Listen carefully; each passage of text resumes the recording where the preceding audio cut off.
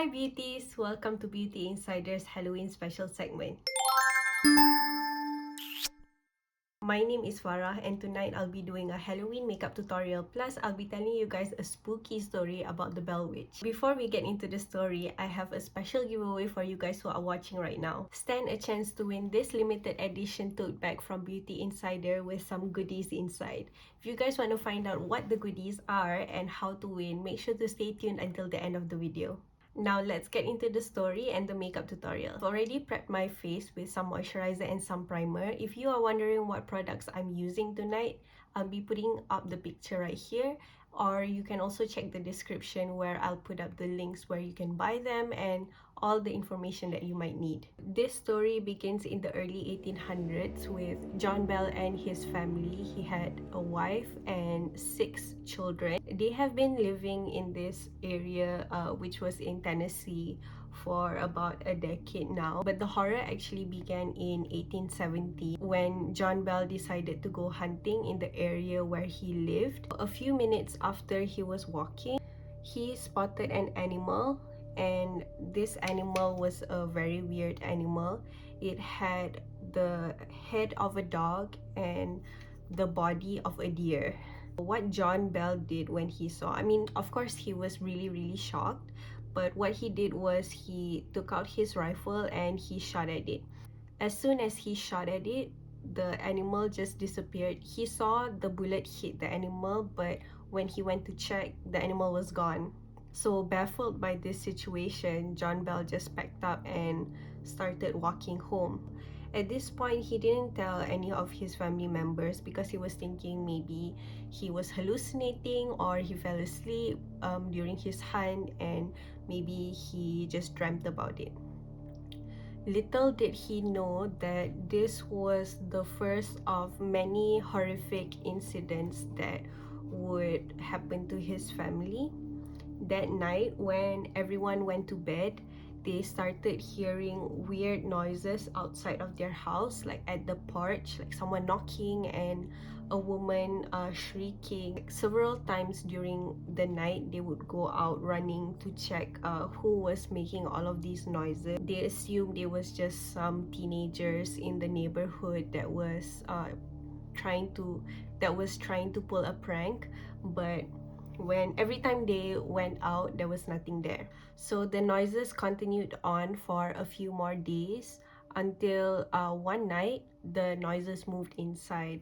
This one night, the Bell children just ran into their parents' room and told them that they could hear like rats gnawing at their bedposts, because they had wooden bedposts, so it sounded like rats were just gnawing at the wood. But when the parents went to check, of course there was nothing there. They couldn't find anything, no rats, no nothing. So they all just went back to bed. The noises just kept getting worse and worse, to the point that it wasn't just noises anymore. The children especially experienced their blankets and pillows getting pulled, and at some point they could hear the voice that was shrieking earlier actually referring to them by name. Even to this point, John Bell hadn't told anyone in the neighborhood. One of the reasons that he didn't tell anyone was also because just about a century ago, they were killing people for being witches. So he didn't want any kind of suspicion on his family or his neighbors. They actually communicated with the entity that was in the house, and they asked why is it targeting the family and why is it causing all of these disturbances.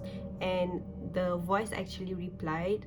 She said she wanted to kill John Bell, and they asked back, like, why do you want to kill John Bell so much? Honestly, I think it was because John Bell shot the dog slash deer. She said that the reason why she wanted to kill John Bell was because he was a bad person.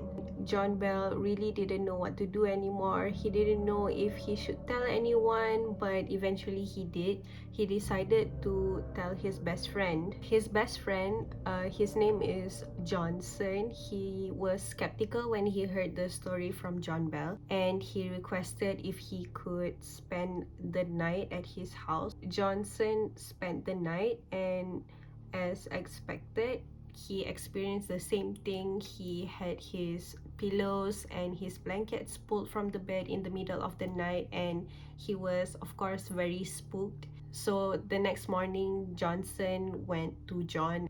He advised him to tell the priest or any authorities. John did exactly what his friend suggested, and he went to tell the priest. When the word spread, everyone started to call the entity a witch.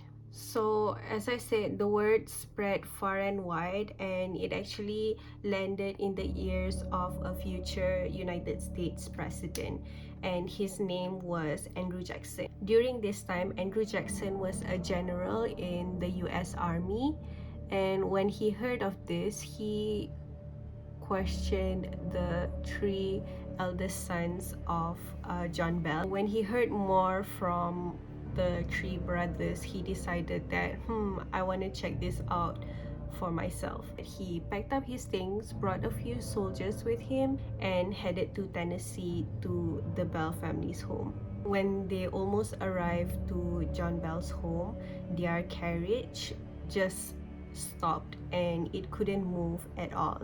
After a few minutes of just trying to figure out what they can do to fix the whole problem, the carriage moved, and right after it moved, they heard a voice and it addressed Andrew Jackson, and it said, "Let the carriage move. I'll see you tonight, Andrew." You know what I would do at that point? I would make a huge U-turn and go back to wherever I came from, because I will not be visiting that house. I will not be seeing you tonight. Andrew Jackson, he is so brave that he decided to just carry on with his journey, and they finally arrived at John Bell's home. That night, one of the soldiers was so bold that he decided to just tell everyone that he is a witch tamer. The witch will be too scared to bother him. So right after this soldier claimed he was a witch tamer, he fell to the ground and started screaming. His body twisted in ways a body shouldn't, and eventually he was thrown out of the area where they set up the camp. The rest of the soldiers, who were literally horrified, they ran to Andrew Jackson and begged him to just leave, and that was exactly what they did. They packed up all of their things, got onto their carriage, and they left John Bell and his family to deal with the witch on their own. The witch still wasn't satisfied because it had one goal in mind, and that was to kill John Bell, and John Bell was very much still alive. A few years later, John Bell finally passed away. When the family was cleaning up John Bell's room, they found a vial which had black liquid in it. In order to check what was in the vial, they decided to feed the liquid to a cat. It immediately died. This was when they heard a voice laughing. It was saying that, "I finally did it. I fed a whole lot of that liquid to John Bell and he fell dead instantly." So that was the story about the Bell Witch. Did you guys enjoy it? What do you think? What would you do if you were the Bell family? I hope you enjoyed the makeup and story time. If you did, make sure to leave a like and comment down below. For more videos just like this, make sure to subscribe to our YouTube channel. Now for the giveaway. Stand a chance to win these 5 beauty products plus a limited edition tote bag from Beauty Insider by following these 3 simple rules.